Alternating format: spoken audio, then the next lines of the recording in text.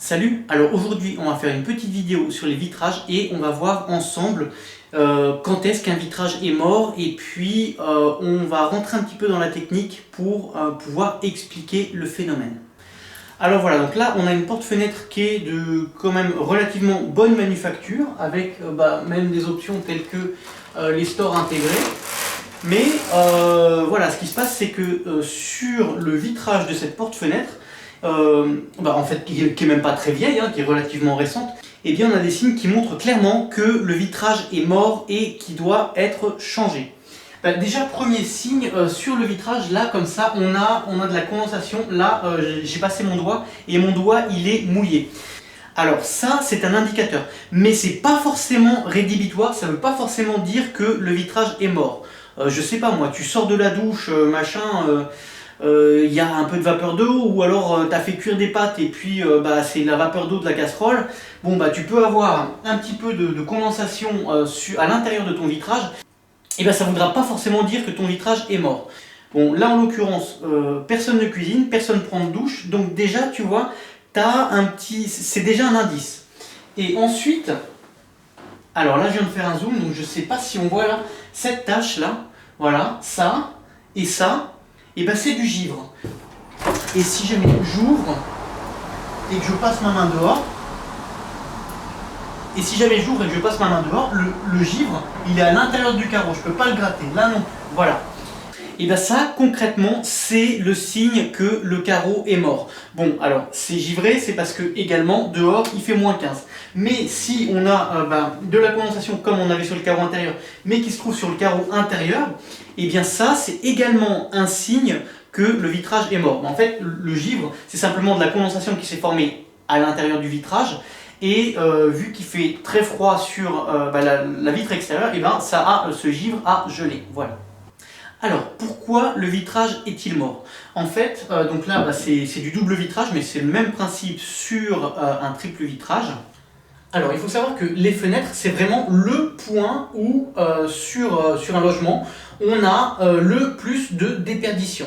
Avant d'envisager une isolation par l'extérieur, ou ce genre de choses, ou une chaudière à condensation, ce genre de choses, le point principal, ça va être les menuiseries et plus particulièrement le vitrage des menuiseries. C'est par là que se produit le plus gros des déperditions. Et donc concernant ce vitrage, il est mort et pour qu'il soit mort, en fait il s'est passé quelque chose. C'est-à-dire qu'en fait un double vitrage ou un triple vitrage aussi, c'est une vitre avec une autre vitre, un petit espace au milieu et puis tout autour en périphérie un joint silicone. Et donc en fait, entre ces deux vitrages, ce n'est pas de l'air, c'est de l'argon, du krypton ou de l'azote. Ce sont des gaz rares, des gaz à faible inertie, et en fait, ils permettent de limiter les déperditions du vitrage. Et donc ce vitrage, quand il vieillit, le joint silicone se rétracte, et donc du coup, ce gaz, il finit par s'échapper par les petits trous qu'il peut y avoir, et le gaz s'échappe, et qu'est-ce qui rentre à la place? De l'air. Et c'est de l'air humide.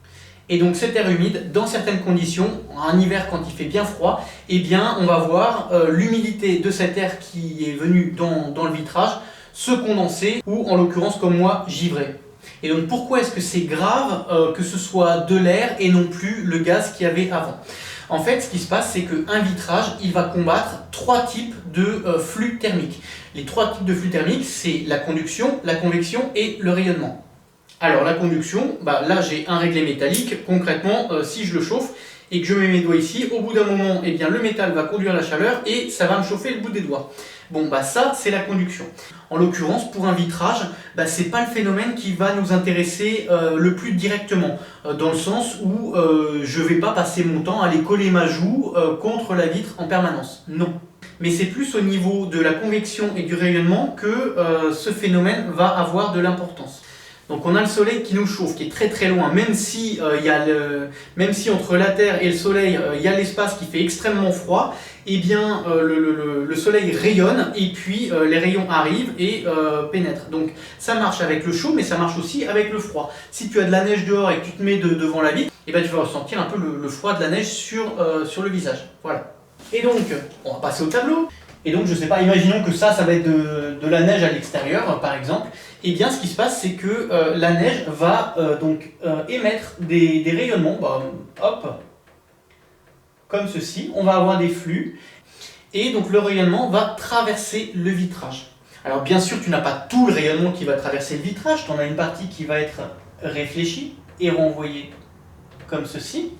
Mais ce qui se passe dans le fait de mettre un gaz inerte entre les deux vitres, et donc ce gaz là en vert, il va permettre de renvoyer encore plus de rayonnement vers l'extérieur. Et puis alors pour ce qui est de la convection, en fait l'air lorsqu'il va être chauffé, il va se mettre en mouvement. Il va y avoir des petites circulations d'air. C'est très faible, on ne peut pas le sentir, tu ne vas pas sentir un courant d'air si tu te mets près de ton vitrage. Si tu sens un courant d'air près de ton vitrage, ça veut dire que tu as un autre problème, mais là c'est pas lié au vitrage, c'est lié à ta menuiserie. Bon. En gros, pour ce qui est de la convection, donc on va dire qu'on a notre air extérieur qui est à moins 10 degrés. On a notre air intérieur qui est à plus 20 degrés. Et donc ce qui se passe en fait, c'est que l'air chaud monte et l'air froid descend. Donc, entre notre air à moins 10 degrés et notre air à plus 20 degrés, on a notre vitrage qui va se trouver à une température intermédiaire.